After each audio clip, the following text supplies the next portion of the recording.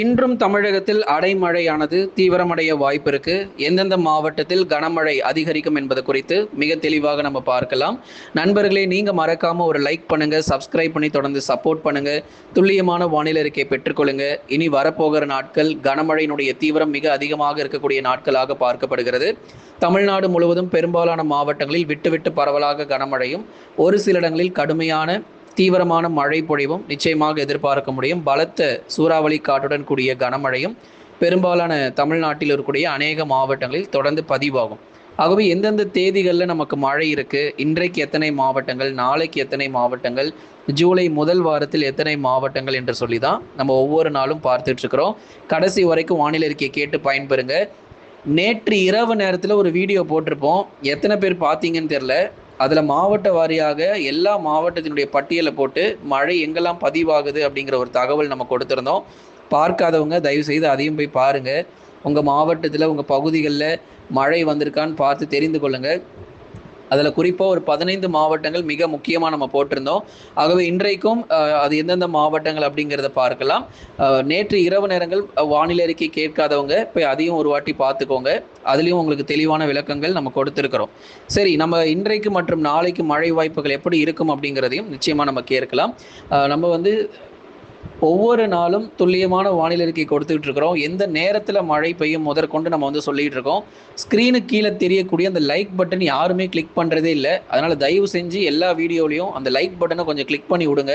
பக்கத்தில் அந்த சப்ஸ்கிரைபர்னு ஒரு பட்டன் இருக்குது, எதுக்கு இருக்குன்னு தெரில. அதனால் நீங்கள் எல்லாருமே அந்த சப்ஸ்கிரைப் பட்டனை கிளிக் பண்ணி மறக்காமல் சப்போர்ட் பண்ணுங்கள். ஏன்னா அந்த பட்டனை நீங்கள் கிளிக் பண்ணும்போது தான் தினந்தோறும் வானிலை அறிக்கை உங்களுக்கு தெரிய வரும். இல்லைனா மழை வந்ததுக்கப்புறம் ப்ரோ என்ன ப்ரோ நேற்றுலாம் எங்கள் ஊரில் சரியான மழை சொல்லவே இல்லையே அப்படின்னு கேட்பீங்க. கடைசியில் பார்த்தா இங்கே வானிலை அறிக்கையில் 10 நாளாக நம்ம சொல்லிக்கிட்டு இருப்போம். அதனால் சப்ஸ்கிரைப் பட்டனை கிளிக் பண்ணி வச்சாதான் தினந்தோறும் வானிலை அறிக்கை உங்களுக்கு தெரிய வரும். வடக்கு உள் கர்நாடகாவிலிருந்து குமரிக்கடல் பகுதிகள் வரைக்கும் தமிழகம் வழியாக காற்றழுத்த தாழ்வு பாதை பொறுத்த வரைக்கும் நிலவி கொண்டிருக்கிறது. அப்போது எதன் காரணமாக நமக்கு மழை பொழிவுகள் அப்படிங்கிறத மிக முக்கியமாக நம்ம பார்க்கணும். வடக்கு உள் கர்நாடகாவிலிருந்து குமரி கடல் பகுதிகள் வரை தமிழகம் வழியாக காற்றழுத்த தாழ்வு பாதையானது நிலவி கொண்டிருக்கிறது. அப்போ கனமழை எந்தெந்த மாவட்டங்கள் அப்படிங்கிறத கேளுங்க. முதலாவது சென்னை பகுதிகளில் மழை வாய்ப்புகள் இருக்கும். அதனால் நிறைய பேர் வானிலை அறிக்கை கேட்குற நேரத்தில் மழை இல்லாமல் இருக்குது. நிச்சயமாக மழை கிடைக்கும். அதனால் கமெண்ட் செக்ஷனில் மழை வரல ப்ரோ அப்படின்னு சொல்லிட்டு அதுக்கப்புறம் அடுத்த நாள் நேற்று தெரியாமல் சொல்லிட்டேன் ப்ரோ, கமெண்ட் போட்டு முடிச்சதுக்கப்புறம் நான் காலையில் கமெண்ட் போட்டேன், ஆனால் எங்கள் ஊரில் நைட்டு மழை வந்துருச்சு bro, thank you so much bro அப்படின்னு சொல்லி கமெண்ட் போடுறீங்க. அதனால் கொஞ்சம் பொறுமையாக இருங்க. மழை எல்லா பகுதிகளுக்கும் எல்லா ஊருக்கும் தான் நம்ம அறிவிப்புகள் கொடுக்குறோம். தயவு செய்து உங்கள் பொறுமையை காத்துக்கொள்ளுங்க. ஏன்னா நமக்கு இனி வரும் நாட்கள் கனமழை கண்டிப்பாக இருக்குது.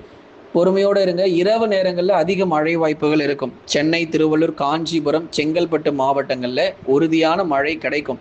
அதனால் பகலில் வெயில் அதிகமாக இருக்குது ப்ரோ, வெயில் கொளுத்துது, தாங்க முடியல, ஒரே அனலாக இருக்குது அப்படின்னு சொல்லிடுறீங்க.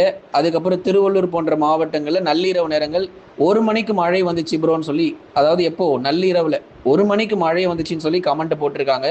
அதனால் நள்ளிரவு நேரம் மழை பொழிவுகள் சென்னை, திருவள்ளூர், காஞ்சிபுரம், செங்கல்பட்டில் பகல் நேரங்களில் எதிர்பார்க்காதீங்க. இரவு நேரத்தில் எவ்வளோ வேணாலும் எதிர்பாருங்க. மழை கண்டிப்பாக உங்களுக்கு அதிகமாக பதிவாகும். அடுத்ததாக ராணிப்பேட்டை மாவட்டம். ராணிப்பேட்டையில் களவாய், செம்மேடு உள்ளிட்ட பெரும்பாலான பகுதிகளிலும், வேலூர், திருப்பத்தூர் மற்றும் திருவண்ணாமலை மாவட்டம்லாம் சைலண்ட்டாக 1 மணிக்கு மழை வந்துட்டு போகுது. எத்தனை பேருக்கு தெரியும்னு தெரில. திருவண்ணாமலை, போலூர், வந்தவாசி, சேத்பட்டு, ஆரணி, கீழ்பெண்ணாத்தூர், செஞ்சி பகுதிகள், சாத்தனூர் அணை, மேல்மலையனூர் உள்ளிட்ட திருவண்ணாமலை மாவட்டங்களில் ஒரு சில பகுதிகளில் அமைதியான நேரத்தில், அதாவது நள்ளிரவில் 1 மணிக்கு யாரும் வெளியே கூட வராத நேரத்தில் மிக சைலண்ட்டாக அந்த மழை பொழிவு பொறுத்த வரைக்கும் அப்படியே பதிவாகிட்டு எதுவுமே தெரியாத மாதிரி விடிஞ்சிருது திருவண்ணாமலை மாவட்டத்தில். அதனால் நள்ளிரவு நேர மழை பொழிவுகள் திருவண்ணாமலை மாவட்டத்தில் அதிகம் எதிர்பார்க்க முடியும். விழுப்புரம் மாவட்டத்திலையும் அந்த மாதிரி தான். விழுப்புரம் மாவட்டத்திலும் பெரும்பாலும் இரவுலையும் வானம் மேகமூட்டமாக இருக்கும், பகல்லையும் வெயில் கொளுத்தும், காலையிலையும் மழை பார்க்க முடியாது. ஆனால் நள்ளிரவு நேரங்களில் கணிசமாக நமக்கு மழை பதிவாயிட்டு சில இடத்துல பெய்து விட்டு போயிடும். ஆனால் ஈரோடு மாவட்டம், சேலம் மாவட்டம், தருமபுரி அப்படி கிடையாதுங்க. எல்லாரும் முழிச்சிட்டு இருக்கும் போதே மாலை நேரங்களே நமக்கு மழை வர ஆரம்பிச்சிடும். ஈரோடு மாவட்டங்கள், சேலம் மாவட்டம், தருமபுரி மாவட்டம் மாலை இரவு நேரங்களிலேயே உங்களுக்கு மழை தொடங்கிடும். இந்த மற்ற மாவட்டங்கள் மாதிரி திருவள்ளூர் மாதிரி உங்களுக்கு நள்ளிரவுலலாம் மழை வராது. வந்துச்சுன்னா மாலை இரவு நேரங்களில் மழை வந்துடும். அதனால் ஈரோடு, சேலம், தருமபுரி, கிருஷ்ணகிரி, மதுரை போன்ற மாவட்டங்கள்லாம் நீங்கள் வந்து மாலை நேரங்கள் இரவு நேரங்களில் எதிர்பாருங்க. நள்ளிரவுலாம் மழை இருக்காது, பெரும்பாலும் மாலை இரவுலேயே மழை பதிவாயிட்டு போயிடும். அடுத்து கள்ளக்குறிச்சி மாவட்டங்களில் நள்ளிரவு எதிர்பார்க்கலாம். எல்லாரும் தூங்கினதுக்கு அப்புறம் தான் உங்களுக்கு மழை கிடைக்கும். 1 மணி 2 மணி கூட ஆகலாம் கள்ளக்குறிச்சி மாவட்டங்களில் மழை கிடைக்க. அதனால் பொறுமையாக இருங்க, மழை பொழிவுகள் அதிகரிக்கும். திருச்சி மற்றும் பெரம்பலூரில் மாலை 4 மணி முதல் இரவு 8 மணிக்குள்ளாகவே நமக்கு மழை பொழிவுகள் கணிசமாக அதிகரிக்க ஆரம்பிச்சிடும். பெரும்பாலும் இரவு நேர மழை பொழிவுகள் திருச்சி, பெரம்பலூர், அரியலூர் மாவட்டத்தில் இரவு நேரங்களில் நீங்கள் எதிர்பார்க்க முடியும். கடலூர் மாவட்டத்தில் பகலில் வெயில் கொஞ்சம் அதிகமாகவே இருக்கும். இரவு நேர மழை பொழிவுகள் இனி வரும் நாட்கள் நம்ம எதிர்பார்க்கிறோம் நண்பர்களே. அதனால் அறிவித்த மாவட்டங்கள் எல்லாமே நமக்கு மழை கிடைக்கும். எங்கள் மாவட்டம்லாம் சொல்லவே மாட்டீங்களே, சொல்லவே இல்லையே அப்படின்னு யாராவது அந்த மாவட்டங்கள் இருந்தீங்கன்னா, பொதுவாக ராமநாதபுரம், தூத்துக்குடி, திருநெல்வேலி, கன்னியாகுமரி, சிவகங்கை, விருதுநகர் இந்த மாதிரியான மாவட்டங்களில் வானம் ஓரளவு மேகமூட்டமும் பகுதியாக லேசானதுலேருந்து மிதமான மழை ஏதாச்சும் சில இடத்துல மட்டும் பதிவாயிட்டு போயிடும். மாவட்டம் முழுவதும் பெரிதளவில் மழை வாய்ப்புகள் எதிர்பார்க்க முடியாது அப்படிங்கிறதையும் இந்த நேரத்தில் உங்களுக்கு சொல்லிடுறோம். சீக்கிரத்தில் உங்களுக்கு தேதிகள் எல்லாமே நம்ம அறிவிக்கிறோம். தமிழகத்தில் பெரும்பாலான மாவட்டங்களில் இரவு மற்றும் நள்ளிரவில் கனமழையானது தீவிரமாகிறதுக்கான வாய்ப்புகள் இருக்கும். அதுதான் நம்ம இவ்வளோ நேரம் சொல்லிட்டு இருந்தோம். இரவு மற்றும் நள்ளிரவில் கனமழை தீவிரமாகும். ஜூலை முதல் வாரத்தில் தான் மேற்கு தொடர்ச்சியில் நீங்கள் எதிர்பார்க்குற மிக கனமழையெல்லாம் கொஞ்சம் வலுவாக இப்போவே கொஞ்சம் மழை பெய்ய ஆரம்பிச்சிருச்சு. கோயம்புத்தூர், நீலகிரி பக்கம்லாம், அதே மாதிரி தேனி மாவட்டங்களிலும் சில இடங்களில் வலுவான கனமழைகள்லாம் பதிவாக ஆரம்பிச்சிருச்சு.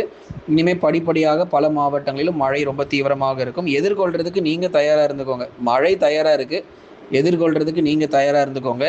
கடந்த 24 மணி நேரத்தில் பதிவான அதிகபட்ச வெப்பநிலை மே மாதம் முடிஞ்சும் இல்லை நான் மே மாதத்திலேயே தான் இருப்பேன்னு சொல்லி வெயிலுடைய தாக்கம் இன்னும் மே மாதத்திலேயே தான் நம்ம இருக்கிறது போல இருக்குது. திருத்தணி மாவட்டங்கள், திருத்தணி பகுதிகளில் 39.6 டிகிரி செல்சியஸ், அதாவது திருத்தணி பகுதிகளில் வெயிலுடைய தாக்கம் 39.6 டிகிரி செல்சியஸாக பதிவாகி இருக்கிறது. ஜூலை மாதமே வரப்போகுது, இன்னும் வெயில் குறைஞ்ச பாடில்லை. இதெல்லாம் எல்னினோவினுடைய தாக்கம் தான் காரணம். இனி வருகிற நாட்களிலும் தொடர்ந்து வெப்பநிலை குறைவதற்கான வாய்ப்புகள் பகல் நேரங்களில் இல்லை. அதற்கு பதிலாக வேணால் மழை கொஞ்சம் இரவு நேரங்களில் பதிவாகிட்டு போகலாம். கடந்த 24 மணி நேரத்தில் பதிவான மழை அளவுகள்: தேர்வாய் கண்டிகை 8 சென்டிமீட்டர், அம்பலூரில் 8 சென்டிமீட்டர். தேர்வாய் கண்டிகை எங்கே இருக்குன்னு கேட்குறீங்களா? திருவள்ளூர் மாவட்டத்தில் இருக்குது தேர்வாய் கண்டிகை. 8 சென்டிமீட்டர் அந்த ஏரி பகுதிகளில் மழை பதிவாயிருக்கு. அடுத்து அம்பலூர் 7 சென்டிமீட்டர். கொரட்டூர் சென்னைங்க 6 சென்டிமீட்டர். எங்கே இருக்குன்னு கேட்டுறாதீங்க. நிறைய பேர் அப்படி தான் கமெண்ட் செக்ஷனில் வந்து ப்ரோ ஒரு ஊர் சொன்னீங்களா, அது எங்கே ப்ரோ இருக்குன்னு கேட்குறாங்க வந்து. அதனால் கொரட்டூர் பகுதிகள் 6 சென்டிமீட்டர் மழை பதிவாயிருக்கு. சென்னையில் இருக்குது. ஐயப்பாக்கம் 6 சென்டிமீட்டர். அதனால் அங்கேருந்து யாராவது உங்கள் நண்பர்கள், உறவினர்கள் இருந்தாங்கன்னா ஃபோன் பண்ணி கேளுங்க, சொல்லுவாங்க மழை எப்படி இருந்துச்சுன்னு. நல்ல ஒரு வலுவான மழை பொழிவு கொரட்டூர், ஐயப்பாக்கம், அதுக்கப்புறம் தாமரைப்பாக்கம் திருவள்ளூர் மாவட்டத்தில் தான் 6 சென்டிமீட்டர். ஊத்துக்கோட்டை 6 சென்டிமீட்டர். ஆம்பூர், திருப்பத்தூர் மாவட்டம் 5 சென்டிமீட்டர். ஆரணி சொல்லிகிட்டே இருந்தோம்ல, அந்த திருவண்ணாமலை மாவட்டத்தில் சைலண்ட்டாக மழை வந்துட்டு போயிருக்கு. ஆரணி பகுதிகள் 5 சென்டிமீட்டர் மழை பதிவாயிருக்கு. அவலாஞ்சி நீலகிரி மாவட்டம் 4 சென்டிமீட்டர். டேனிஸ்பேட்டை புதுசாக இருக்குல்ல இந்த ஊர் பேரெல்லாம், இந்த ஊர் வந்து சேலத்தில் இருக்குது. டேனிஸ்பேட்டை 3 சென்டிமீட்டர் மழை வந்திருக்கு. பெரியப்பட்டி 3 சென்டிமீட்டர். தருமபுரி 1 சென்டிமீட்டர். வேலூரில் 1 சென்டிமீட்டர் மழை வந்து பதிவாகியிருக்கு. இனி வருகிற நாட்களில் மழை பெய்யாத பகுதிகளிலும் தொடர்ந்து மழை பொழிவுகள் எதிர்பார்க்கலாம். லைக் பண்ணுங்கள், மறக்காமல் சப்ஸ்கிரைப் பண்ணி தொடர்ந்து சப்போர்ட் பண்ணுங்கள்.